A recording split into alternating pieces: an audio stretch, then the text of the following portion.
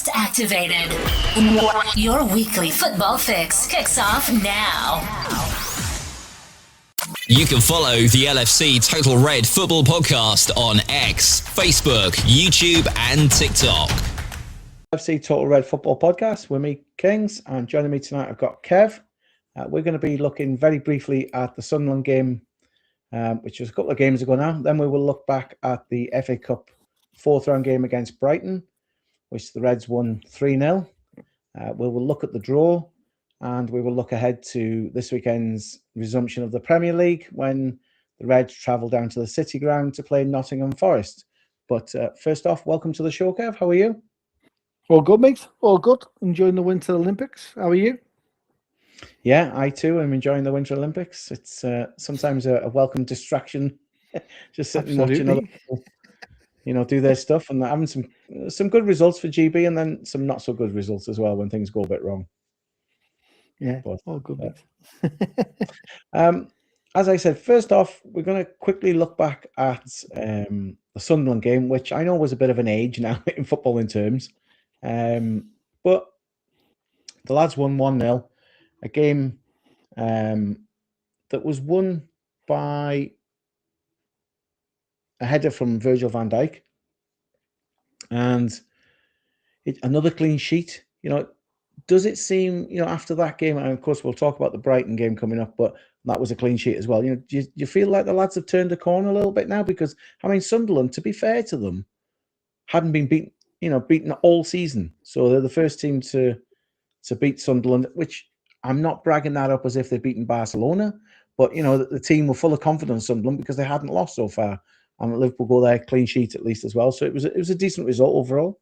Yeah, it was all right. It's a small step in the right direction. I think it was a hard fought win. If you look at the weather and the type of game that was going to be, the mentality of it, it was the kind of game that we would either draw or an individual error would cost us and we lose. To come out with a clean sheet and to be dominant as what we were, it's kind of, with hindsight, we're unfortunate not to come away with more goals with the amount of play and the chances we had. But again, we saw the wonderful work of Vert and was unlucky in the first half to hit the post.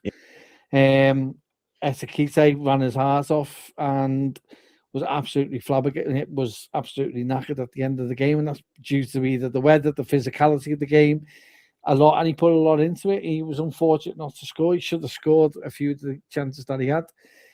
And it comes down to the final third, our final pass, our opportunities at goal were either straight at the keeper or we're hitting a man or they were going out.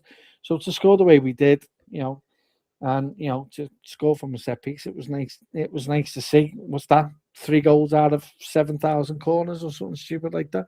So it's nice to it's nice to see that we're doing it. But again, it was a hard fought game, and it's not, as you say, it's not an easy place to go to of late. And to come away with the 3 points is what was needed, especially with the way the results went going our way. Yeah. I know they improved in the second half, but Sunderland only had, I think it was 5 touches in Liverpool's box area, in the first half. Do you feel that the defence is tightening up a little bit better now? Konate obviously had the sad passing of his father, and before that he had an injury, and I'm just wondering if he's now kind of like put that behind him and is moving forward. Seems to the last couple of games have been a bit more steady, and do you feel that it's maybe starting to click again in defence? It's moving in the right direction, and to come away with another clean sheet just shows that it is moving and it's going in the right direction. We're still vulnerable, I think. I still think that we don't help ourselves near at the back when we've got the ball, but that's improved slightly. Kanate's passing has got a little bit better. We look all right. We look okay. I think we do have a weakness, and that will always be down that right hand side. But fair play to Kerkez. Kerkez is starting to show a little glimmer of what he can do. Robbo's shown how good he is, coming in and playing the games that he has done, and why it was required that he actually stayed and not go. So that's a bonus for us, and to have that kind of that at least something going right in the back.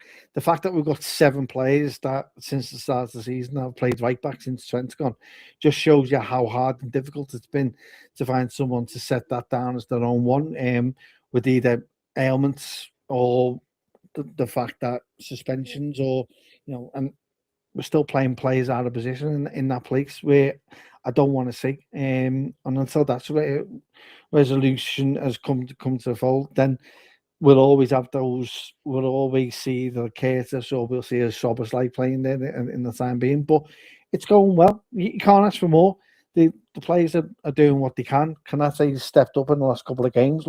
Looked improved, and and gladly so, because we know the standards that he set from last season and the season before. When he's playing well, he's brilliant. There's no one better. But when he's having a lapse of concentration that we've seen all season, then that's where he comes into criticism for me. And it was rightly so that he has received the criticism. He's gone through a very hard time in the grieving process, not only with the player being lost, but also from his father as well. But the fact that he's come through this and has shown how resolute he is and how strong he is, I hope it continues, because a stronger Ibu makes it a more dominant defence for us. So the result overall, obviously pleasing. I was going to pick out the last thing was Wataru Endo, obviously filling in at right back, which we've just said. I think it's the 6th or different right back we've had so far this season because of Dominik Szoboszlai's red card in the game before, which in itself obviously was a talking point. But I'm not going to go back as far as Man City with that kind of ending. That was a bit of a bizarre one. But he came in and he was doing okay, but very unfortunate. Obviously badly damaged his ankle. And I know he doesn't play a lot, but when he does give 100%. And what you get out of him is it's no nonsense. It's a big shame for him when he got a chance that he gets injured, isn't it? Yeah, and part of me thinks, why didn't we put him there initially rather than sacrificing our best player who's been good this season to play there? You know what you get with Endo when he comes on. He's a warrior. That's what he is. He's disciplined. He has that mentality that he doesn't matter what's asked of him, he'll go out and give 100%. I thought he actually looked all right at right back myself personally. He looked as though he was up for the physical side of things, as well as being able to play the ball because of his midfield attributes that he's got.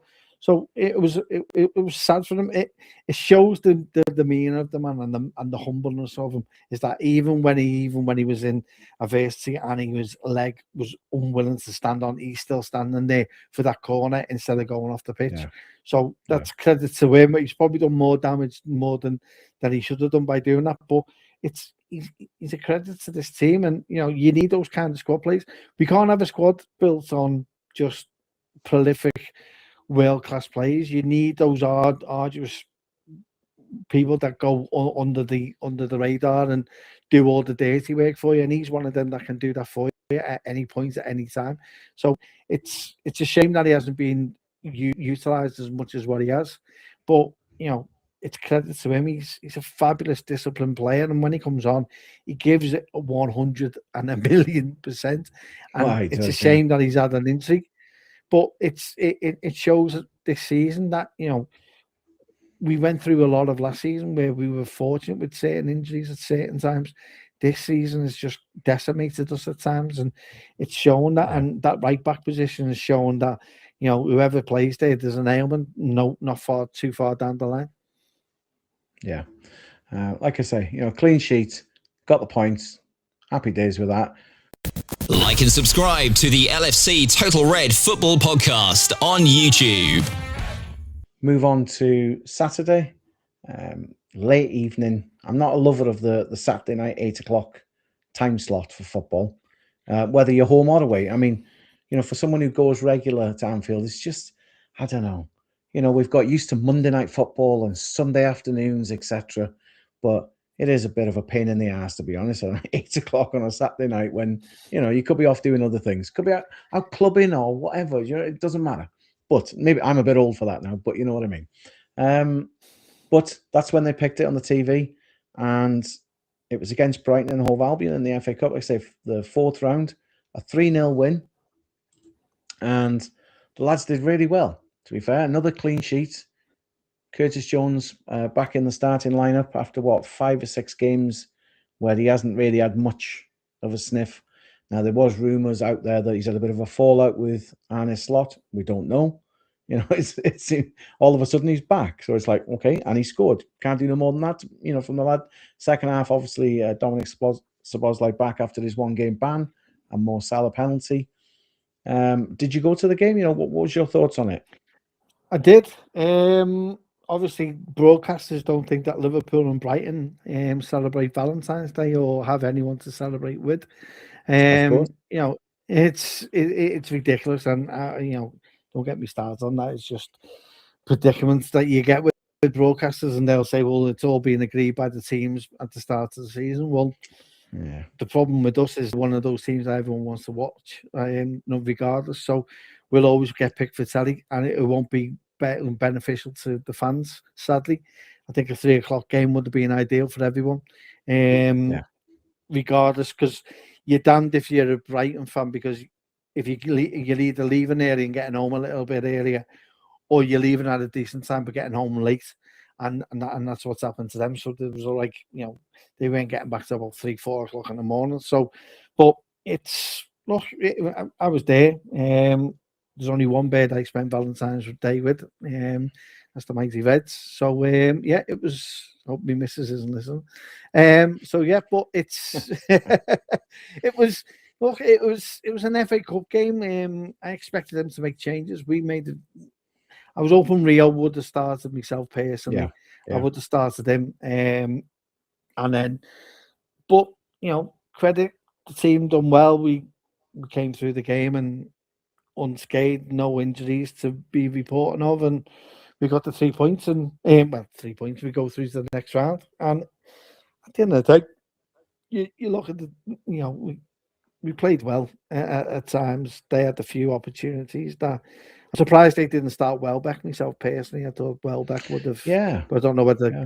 I don't know whether they, I don't understand it, because I think they're like us. They don't have a game until next week anyway. So what's the point in not playing them? So that was a surprise for me. But you know what you get against Brighton. They've caused us a few issues in the past.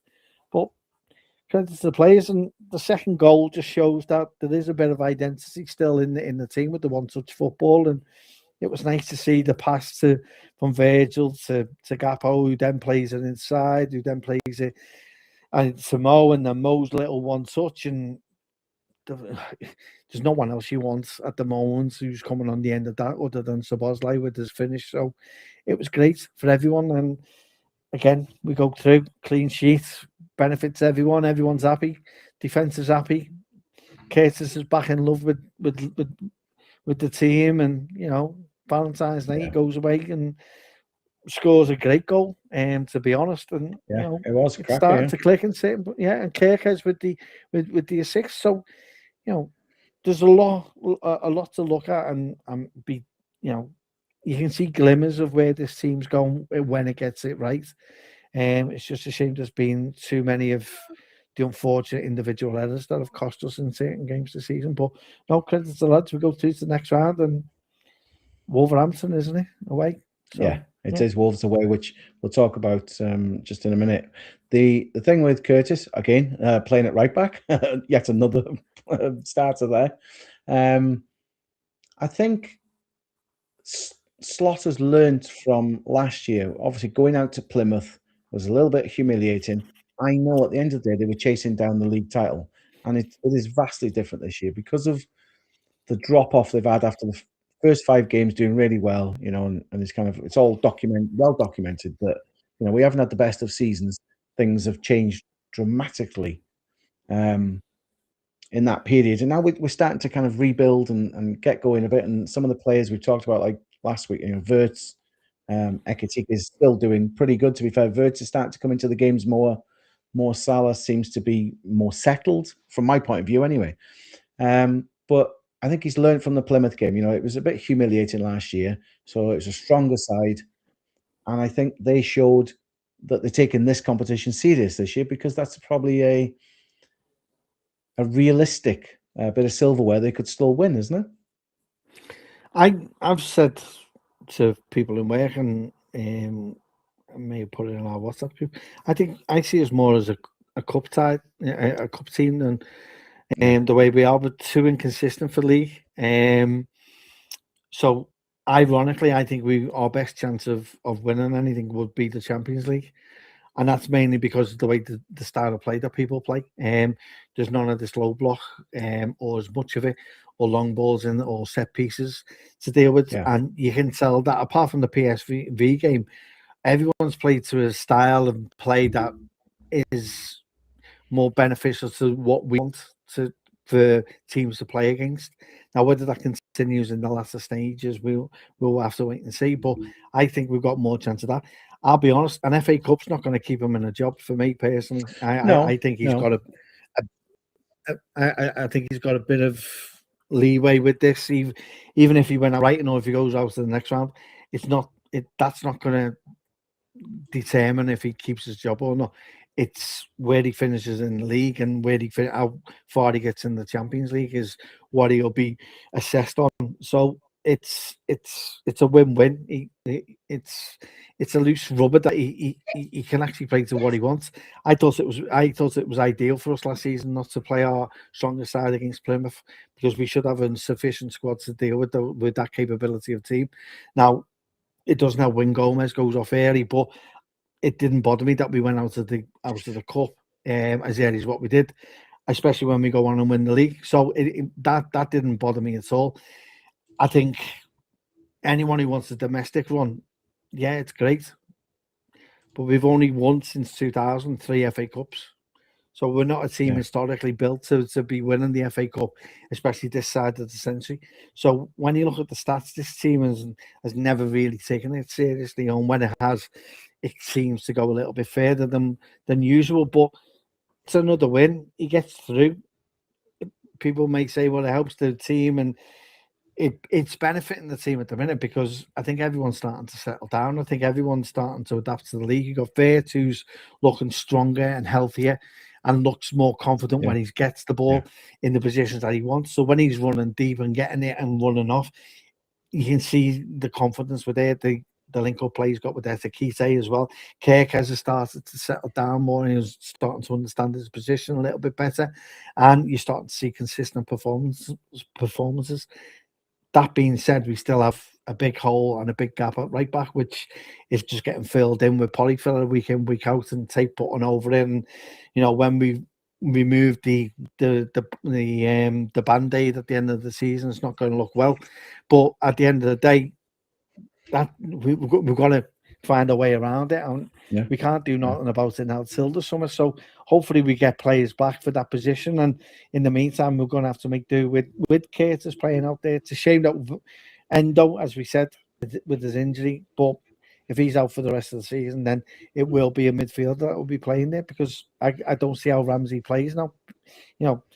We could be 18-0 up, and he still won't bring him on. So he doesn't rate him. He doesn't rate him.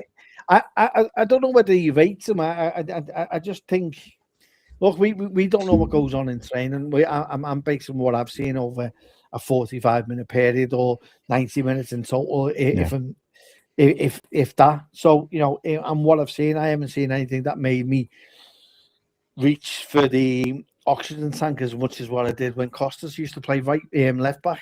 So it shows that he is a young player, and if he was given time, the cups were there to play him in.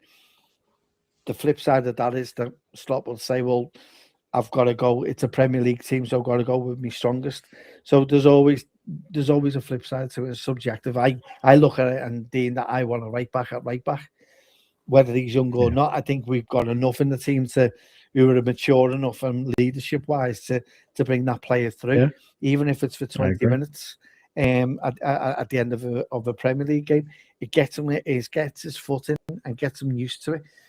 The longer it's left, the longer you're getting the talent that's probably inside him, and the confidence doesn't show when he actually then gets his opportunity, because he'll be put on when we're probably losing 3 or 4-0. We've had 2 players sent off, and then he'll go, well, you didn't do nothing. So, you're damned if you do, damned if you don't. So This is it, you know what I mean? It's what we've got to do. But, at the end of the day, a win's a win in the cup, and we move on. The LFC Total Red Football Podcast is available wherever you get your podcasts from. Also available on your smart speaker, or you can watch us on YouTube. Just going back to what you said at the beginning and just expanding on that, we talked about potentially there's a chance to, obviously go forward and win the Champions League. They're not going to win the Premier League this season. I've got the feeling, unless he actually wins the Champions League, it doesn't matter if he wins the FA Cup, personally, I think he's out. So unless he pulls it off and wins, another Champions League or European Cup, as I, know it as and would prefer, I actually think he's going to get replaced. Whether that's with Alonso or whoever, unless something magic happens by the end of the season, I personally believe he's gone. I don't know. How do you look at it? I think what hasn't made it easy, and why you see a lot of people fractured with this question, some will automatically say he's gone. I want rid. Some, for me, at the start, especially when Alonso comes free and available, I'm thinking there's the opportunity to do it, and we don't. So part of me saying, right, well, granted, we'll give him to the end of the season. Now, I hope he does find a way out of it. Yeah. He deserves to be given the opportunity to do that. Now, I haven't seen a formation style change. I haven't seen anything that shows that is the case. I still don't think we have an identity when we counter-attack. It's a bit of, you just run here and we all run in different directions. And if we can get a ball to you, then that's what it looks like at times. It's I don't know. Part of me wants him to do well. But then there's the underside of me going, why have we only given him a short-term contract as what we did? So it seemed to me that he was always going to be a stopgap. And I think what hasn't benefited the club is that he's actually over-exceeded in his first season straight away. Yeah. And has then put pressure on them to go, right, well, what do we do? I think part of them don't want to go down the route of sacking a manager, because we're not a sacking club. We usually give managers time. When does this contract run till? Is it 2027? I think it's a 3-year deal, isn't it? I've heard some say 3-year deal. I thought it was only to the end of this season. I thought it was just a 2-year extension, a 2-year deal, because I know we were negotiating at the start of the season for him to be, and at the end of last season, early part of this season, we were looking at possibly going into negotiations to extend it.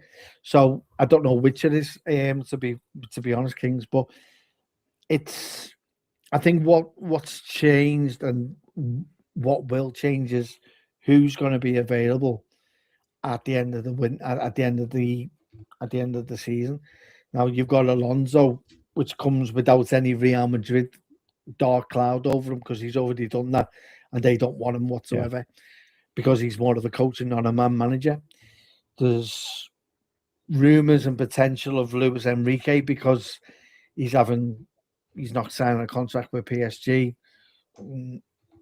Rumours that he wants to go to the Premier League. And you look at these big, Nagelsmann will be another one. Does he continue with the Germany job after the World Cup? So there's going to be possibly quite a lot of managers available that at any other time of the season, Liverpool would have had the handout to try and do. Now, whether we do or not, even if we win the Champions League, there will still be a few in the fan base. I think I can't speak for everyone, but I do think that there may be some that will go, he could still win that, and we still find someone to come in. Yeah. Now, I've always wanted the best at the club, and for me, if Luis Enrique is available and he's willing to come to the club and wants to come, then he'd be the one who I'd replace him with.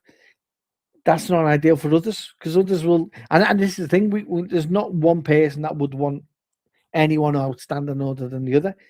People will want Alonso. People want Alonso with Gerrard. I can't see that happening myself, because I think there's too much leadership on that as a number two for Gerrard not to be.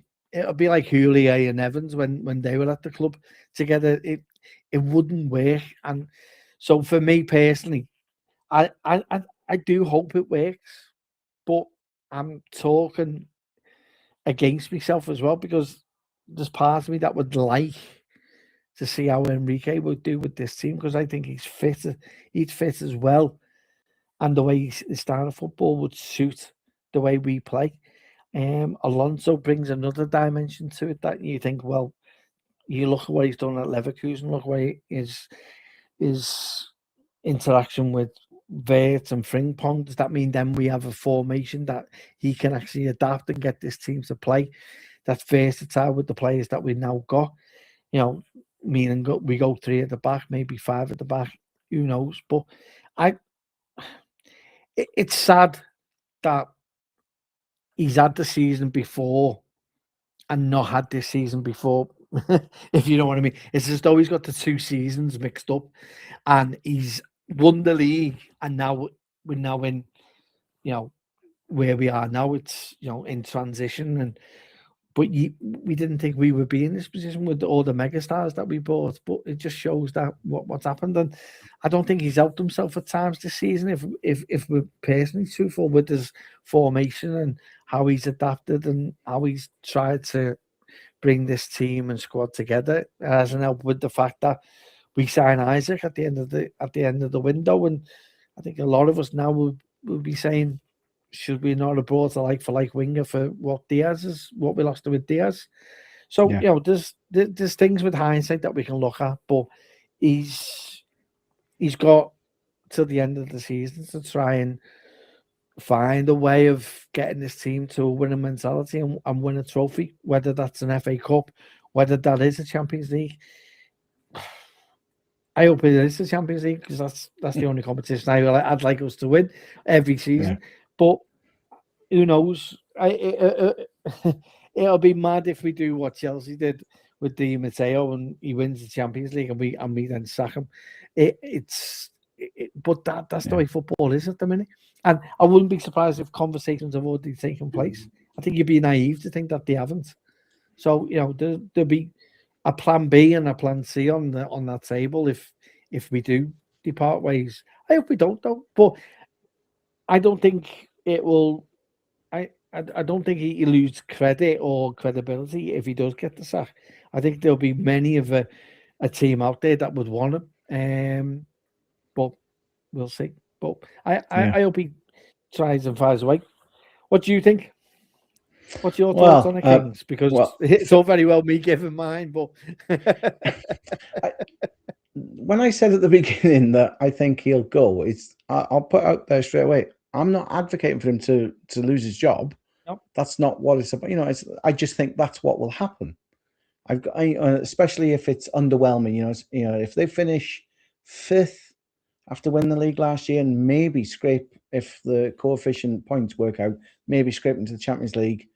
I think that's where it's coming down to now. I honestly don't think if he wins the FA Cup and finishes outside the top 5, he's done, because the Champions League qualification is, as we know, to these top teams is everything now, because it's so. What have they just announced? Man City and Liverpool, because of their points rankings. Anyway, you know what I mean. And they haven't even got through too far into the competition, and it's ridiculous the amount of money. But of course, the club look at that and go, right, we're going to get this each season if we qualify minimum, and it seems to be going up every year. And if they look like they're going to miss out on that, it's going to be a disaster. I've just looked on the PC while I'm talking. It does say 2027 June his contract runs still, so apparently he's got another 12 months or just over, about 14 months or so. Whether that is correct, I'm not 100%. I initially thought it was a 3-year deal. And going back to what you said, it does seem slightly backwards. If they'd have had a transition season and then won the league, you'd be like, that's what you expect. in a weird kind of way, he put more pressure on himself by winning the league straight away, because everybody then went, right, we've spent £400 or £500 million. We've just won the league. We're going to dominate for 10 years. And then this season, it's gone so tits up. It's ridiculous. It's like, I can't fathom how it's just not, I suppose, yes, Trent and Robertson not playing really does upset the defence, because Van Dijk's had to, in a way, babysit Kerkers more, take his eye off the ball a little bit in central defence. Konate hasn't been as good. It's took Wirtz ages to get going. Isak still isn't really playing. He's only played odd bits here and there, and it's like, and like you say, moving Dominik Szoboszlai out onto the right all the time. It's really not been the best season formation-wise, because there isn't, as you've said, an identity. So he's got nothing to pin it on and go, this is how I play. Just play there for 2 games, mate, then you'll be back. It just seems to be higgledy-piggledy all the time. Apart from Mo Salah on the right wing and Gakpo on the left wing pretty much all the time, it just doesn't seem to be any other teams, any other players stuck in their position. Do you think we're overbalanced in certain areas? So what I mean by that is, you look at last season, we had wingers and forwards. Yeah. This season, we have an overload of forwards and lost the wingers. So, in essence, we are overbalanced in the forward line, but not in the ideal areas for our formation. So, what I mean is, you've now got 2 dominant strikers, and we play a 4-3-3. So, how do you fit? So, there's and then you're moving the creative mindset of the team from right back to a more traditional position in what Wirtz would bring. Yeah. And that's where I was open for an adaptation and a flexibility and movement with the players that we've got and the quality we've got, and build a team around the Wirtz and Etikite and a Isak, whilst trying to keep a Mo Salah happy. I think buying a Isak has upset the apple cart in a way. Yeah. And the fact that we're too overloaded with number 9s, not enough wingers, not enough play. We don't play in that Newcastle way of getting down the line and bombing balls into a box. And we haven't done that since Trent and Robertson done it in their first season, where they were getting like 30 odd assists between them. Yeah, we still haven't seen that. So and then you add into the mix that we've adamantly left ourselves short in certain positions as well, centre mid, defence, and yet the technical and the coaching side hasn't adapted to what we or adjusted in any way.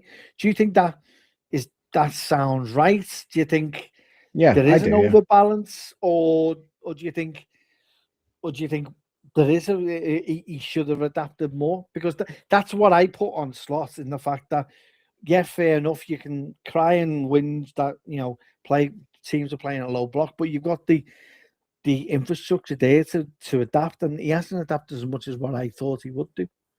No, I completely agree, Kev, to be honest. It is very top heavy. I mean, if everybody's fit, yes, we can look at Salah and Gakpo and say, well, they're wingers, but they play, Gakpo can play in the middle. Salah does play in, but he cuts in. He comes in as a forward player. And Isak, Etikite, Wirtz just behind. Fair enough. I'd like to see a little bit more of Ungamore, to be honest, as a winger. I know he's young, and they might say, well, we only play him this much because we don't want to overdo him. It's his first proper season trying to get in. And it's like, I'd still like to play him sometimes, starting for 60 minutes, swap him with Gakpo, instead of just 10 minutes here, there, 5 minutes there. It's like, it really bugs me that how he's so set in his ways, with a particular kind of like, these are my players, I don't trust anybody else unless of injury or suspension, I have to. Yeah. And it's annoying. You can follow the LFC Total Red Football Podcast on X, Facebook, YouTube and TikTok. One thing I was going to add in, actually, is just a simple yes or no, dude, but we've talked about it previously. No. I don't mean you can talk about it. I'm just saying, but you can give a yes or no. Is due to Thomas Frank getting the sack at Spurs, a former member of the backroom staff has become available because Johnny Heitinger went to Spurs with Frank. He's had the sack. He's been let go by Spurs. Would you bring him back in? I've said when he got sacked at Ajax that he should have been brought in. I don't think the hierarchy at the club want to spend more on the backroom staff, especially in the time if they get rid of him. Yeah, so it's adding more money to that. Now, I don't know. Yeah, it's a difficult one. I would like to bring him in because I don't see what Van Bronckhorst brings to the equation. Because when anything is happening or the team's struggling, it's not him that's next to Slot. It's someone else, and you're thinking, well, why? What are you doing there? Are you just there to get a coffee, and just sit down and make it a gang of mates? I don't know, because my idea of Van Bronckhorst was as a player and adapting our left back and our right back to players that can assist more and be more creative, which is what he done at Rangers with Tavernier and changed them into their equivalent of a Trent Alexander-Arnold.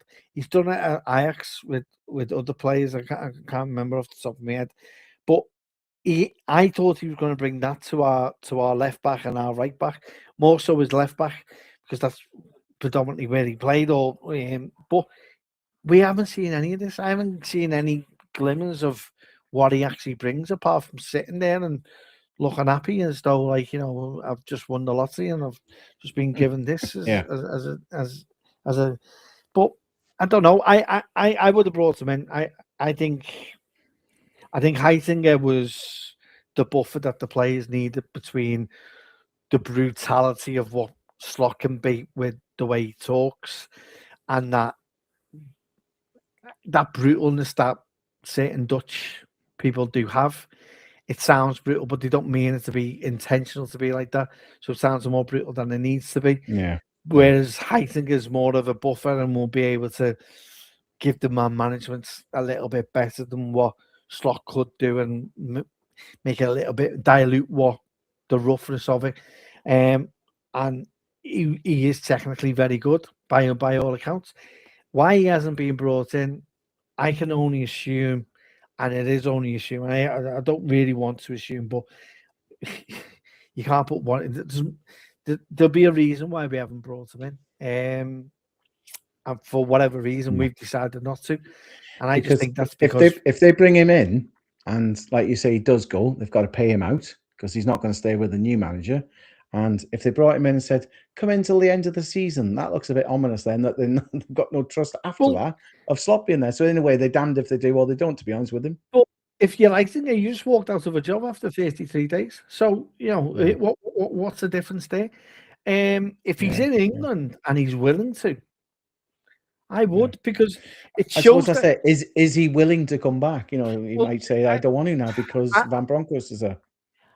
I'll be honest, I don't know personally, but I think it would have showed strong leadership during that time where we were on that bad run to be able to go, right, well, my head's on the block here, or potentially could be. Yeah.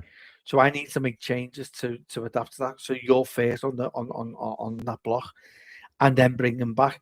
That would have shown a bit of strong leadership to say, right, he's had this opportunity, it hasn't worked out for whatever reason.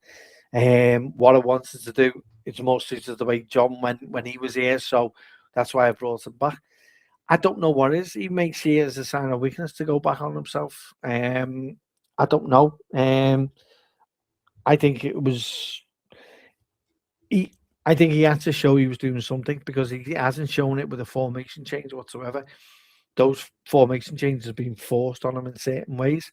We're still playing with that slow, lethargic, that family party that you go to that you don't want to be there, but it's a slow burn and you're just willing your life away, but you look at your clock and you've only been there for 10 minutes. That's the way it feels when you go in the match at the moment, or has been. Yeah. It's getting better. Now I put that down to the players adapting and spending a bit more time and getting a little bit more fitter. Personally, but I wanted to see something, and I haven't seen that. Whether we see it, I don't know. But it doesn't help when you got what can be perceived as players falling out with you and round with you at the touchline. Yeah. It doesn't help when you're seeing those images. Saying a Bournemouth away, the players not listening because they can't hear. Maybe they can't hear the manager saying kick the ball out to touch, and then they score. It's conveniently that happens, and always these little things happen when that bad luck always happens when you're in that bad one. So I don't know. It's hard to say, but unless you've got an ear against the wall. But I thought it was a missed opportunity myself. Yeah. No, I agree. And like I say, whether it's because they think at the end of the season they'd have to part ways with him again and pay him off, I'm not sure. But it does seem that he added some stability, and it seemed that it helped Slot in the first season, and how things are going.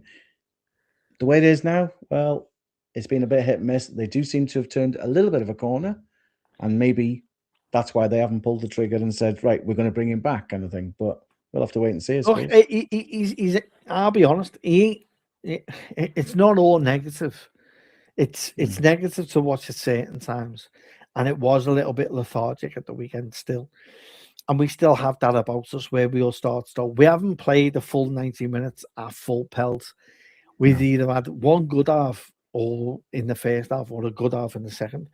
But that being said, he's had to deal with things this season that no other manager or a small percentage of the managers have had to deal with.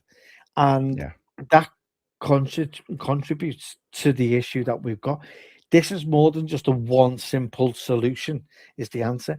There's a lot of blocks that, when built together, has made this an arduous and a hard season than it needs it to be, and that's because of certain situations that have happened. And because of that, it goes without saying that you bring in a lot of players, not like for like. You lose a lot of players. You are going to have that little bit of a transition and a bit of but we all thought because the world class still was coming in and go with the ground running. There's not one person that actually saw or witnessed and thought this was going to happen. People are wax lyrical about what Diaz is doing, but if we're being perfectly honest, he was frustrated. He had his frustrations when he was at the club, and he's now gone to a league that is playing against lesser teams with weaker opposition, which then makes it easy for him to score and assist as what he is. I'm not trying to knock what he did, but if we're honest with ourselves, the issue and the frustration we had with Diaz was the fact that he was trying to replace a Mane, and he didn't have the goals or the end product. He had the endeavour and he had the heart, and he done everything that he wanted to, but there was times where that wasn't enough, and there was times where you wanted a little bit more from him. Don't get me wrong, he scored some world goals, and I'm not taking that away from him, but there was a consistency issue and an end product issue, which is why we're probably looking at bringing Elise back to replace Mo Salah. But that's the other thing. We haven't got wingers in the team anymore, and the winger that we do have is only played 5 to 10 minutes at a time. So You're listening to the LFC Total Red Football Podcast. I got to be honest, after listening to the points you've made, I said maybe in the summer they might let him go. Again, I wasn't advocating for that. But then now I'm thinking, do you know what? Have they, to a point, written off this season, and we'll give him the season after, because they will say, well, players can bed in. They've been there 12 months. Get Isak up to speed so they can interchange with Ekitike, or even figure out a formation. They both play together at points. Obviously, it'll be never going to go away, but it'll be a year on then from what's happened with Diogo Jota, etc., and all the stresses from that. And maybe, just maybe, they might say, do you know what, we've written it off. Let's just go again and see how he does. And it might relieve a little bit of pressure off him if it's the next season, not this one, kind of thing. And Who knows? We don't pay the wages. We don't make the decisions, with FSG and everything. We just talk about it and see if we can come up with some solutions that somebody might just listen to. I don't know, but but you're right, though. And don't get me wrong, there will be people in that boardroom who will have already made their actual, have been brutal. And football's a brutal world, and we've got to realise that it's not all nice and it's lovely. Even if he does stay, there will be parts of the fan base that won't like that. And I get it. You're not going to please everyone, but the main thing is that we have an alignment at the top to the bottom, and without that alignment, you don't get success. So we need to ensure that if we do keep him, that there's certain things that have to be put into place, that we don't leave ourselves short like we have done. We still haven't replaced the Fabinho. We haven't even really, if we're being truthfully, haven't really replaced the Wijnaldum. So, we've left ourselves short. We've managed with a training session to change Gravenberch into a CDM, but he's not a CDM. And we're seeing that this season because the levels that he got to last season and the levels that we put this team up against, the same players that a lot of the team haven't reached and are playing nowhere near the levels that they should be. And that's sometimes not on. That's why I think it's difficult to go back to back, because to keep those levels up at the level that you need to, and with what goes on in life in general, as well as the ailments that happens, etc. It doesn't. It's hard to get that motivation, and you can see, and that is evidence in the way we play. There's sometimes that lack of motivation to go on the front foot. There's a fear factor that if I do this, then what's going to happen? And that's where we start losing our identity. That's how it's being diluted, because we stop doing the things that we knew we can do and go back into we go conservative with how we play, and that goes with the likes of McAllister, that goes with Gravenberch at times, Szoboszlai at times. Even though he has been our best, there's been individual errors from himself and other players. There's a lot of these players that are running on last year's performances and haven't reached the levels that they need to. But again, if we can find a way, and if he stays, I'll support the manager. If he goes, then we unfortunately we have to look at what the alternatives would be, which is what we've done. So we cover all bases. Yeah, very good, very good. We will move on from that, and we obviously, as the season pans out, we will see, what happens. Just quickly, I wanted to touch on the FA Cup. After beating obviously Brighton, we were through to the 5th round. We drew Wolverhampton Wanderers away. So a trip to Molineux, only 4 or 5 days after. Yeah, it's a few weeks away, but it's only 4 or 5 days, if that. Depends on when they schedule it, from playing at Molineux anyway in the Premier League. Tuesday the 3rd, I think they play them in March, and the fixtures for the FA Cup anywhere between the 6th and the 9th, isn't it? Yeah. Or they could have the Friday night as well, which I don't think they're going to make them play Tuesday, Friday. Probably it depends on Champions League. I think if we play Champions League the following week, or that's the Champions League week, then potentially we may have to play on the Friday night. Whatever it will be, we'll be on telly, and it'll be at a stupid o'clock as it always is. So I wouldn't be surprised if we play at midnight. I mean, looking at it, you would think, it wouldn't surprise me either, to be honest. But if you look at it, Wolves are really struggling in the Premier League. You would hope that Slot is looking at that, both of them, and thinking, well, there's 3 points to be had there. There's the next round beckoning there if we can just get our shit together and, and do it properly. They should win both of them. Now, that's being quite optimistic from me, and I don't want to be judgmental on Wolves at all. I'm not, one of these that sits here and goes, guaranteed we should win, because that's just being, overconfident for no reason. The way Liverpool have been playing, especially this season, as we've covered in this show. But you'd like to think, as a Liverpool fan, you should win both of them, shouldn't you? Absolutely. it goes without saying, and it's nothing against Wolves. Wolves at times can cause you issues. Yeah. But they don't have a Neto anymore. They don't have anyone who I actually fear. You've got Gomez, that Andre, who plays centre mid. He's all right, but there should be nothing there that we should fear whatsoever. I will play devil's advocate with you. If you can win one of those games, which games do you want to win? Oh, don't say that to me. I'd want the points. There you go. So you just answered the question for yourself. Then the cup doesn't really matter. So, but at the end of the day, we as Liverpool fans should be looking at going to Wolverhampton on 2 separate occasions within the week and coming away with the 3 points and going through into the next round of the cup. I am confident that will happen. At the minute, there's no one I fear. I fear no one when we play them. And that's, even though we got beat against City, I still thought at times we were the better team. Yeah. So, there's times where, we have changed that corner. We've got players that can change games.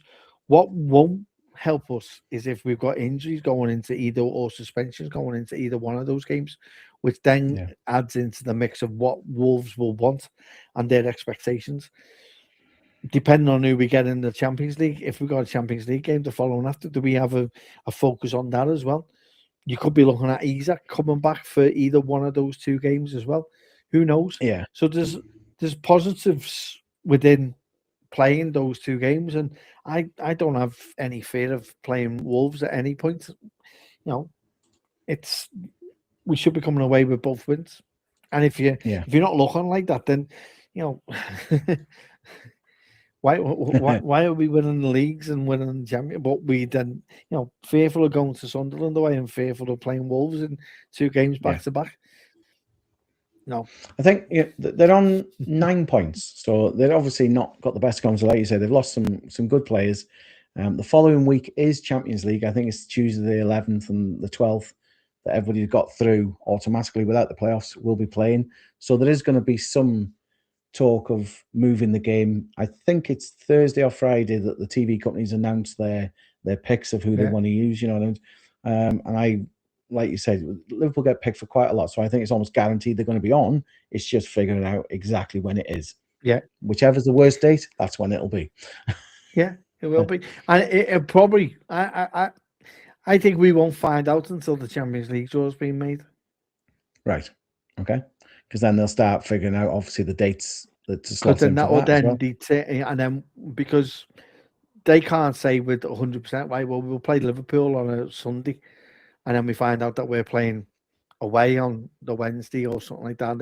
I think they didn't have to change it. So they might as well just wait until, or they may just turn around and go, do you know what? It's only Wolves against Liverpool, but leave it. I very much doubt it. It's a Premier League tie. It's probably not the tie around, is it? I don't think. But it'll be one of the ties that they will want to show because everyone wants to see the big red machine play, don't they? When is the games for Champions League qualifying? Is that tomorrow? There's tonight and tomorrow is the first leg, I think. So, and I think so. Is the draw at the weekend then, or Friday? No, because it's 2 legs, isn't it? Of course, yes, of course it is. Right. So it'll probably be next week, next Friday. Will be the draw for the Champions League. Last Thursday too. Yeah. Okay. Or whatever. We shall see what happens. Last thing I'm going to touch on is the game against Notts Forest this weekend. So playing away at the City Ground, Forest are on their 4th manager of the season. So I know when teams get a new manager, they go, yeah, we want a new manager bounce. It's like, are they going to get it this time? Because this is ridiculous. They've tried 3 other times to get a new manager bounce, and it's really not working for them. What's your thoughts on this weekend's game? 3 points, regardless. That's the way we've got to play it now. He said it himself. We're going to have to go close to perfect to get where we need to. Is it the right time to play Forest? I don't know. I think at the City Ground they have something there, and over the years we haven't really found it a lucky place to go to. It was a bit like Selhurst Park at times. We don't, although Nunes scored the winner 2 years ago, we haven't really done ourselves any damage when we've done there. I'd like to see us absolutely annihilate them myself personally, and we win 3 or 4-0. But we've got the players to do it, so why not? I think. But it's hard. It's hard going to the City ground and playing them there. They've got some good players. They've got that Elliot Anderson, haven't they, who plays in midfield. They've got Mavella at the back, and got a decent goalkeeper as well. But for me, we should be going there and we should be winning, myself personally. Yeah, I mean, I know Dyche didn't do an awful lot in the end. They didn't pick them up like they wanted. Because I don't know this new manager that well, whether he can turn things around. They're 4th from bottom, 27 points. So they are struggling, fighting for pretty much their Premier League survival. If they're not careful, they're going to be in the bottom 3 before they know it. Yes, as we said, Wolves already down. There's 2 other spaces to go.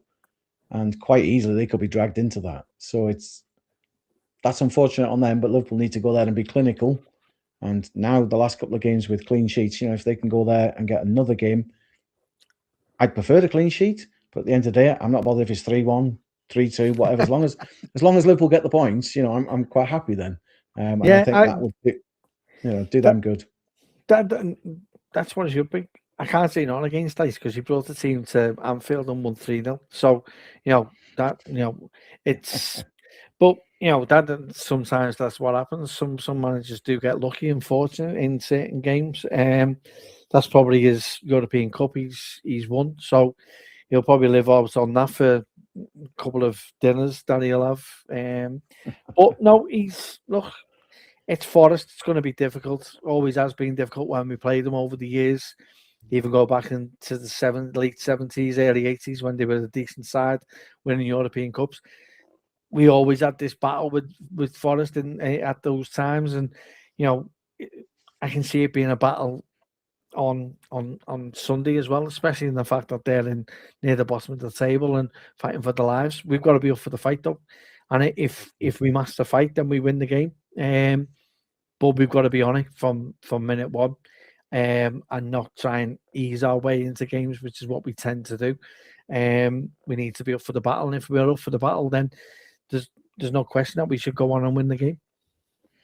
Okay, as it's come up on the screen there, what is your score prediction then, Kev? 3-0. 3-0. That's very confident. That'd be a great result. I'll go 2-1 Liverpool. I don't know if they'll keep the clean sheet, like I've said, but I think they will get the points. And like I say, that'll do me. Unfortunately for that lot up the road, Michael Carrick seems to have a new manager bounce there. They seem to be picked up. Chelsea are there or thereabouts as well. So it is a bit of a scrap for like these top 4/5 places, and we'll have to see how that works out. But yeah, we're both going for the win, so hopefully that will transpire to be what we get.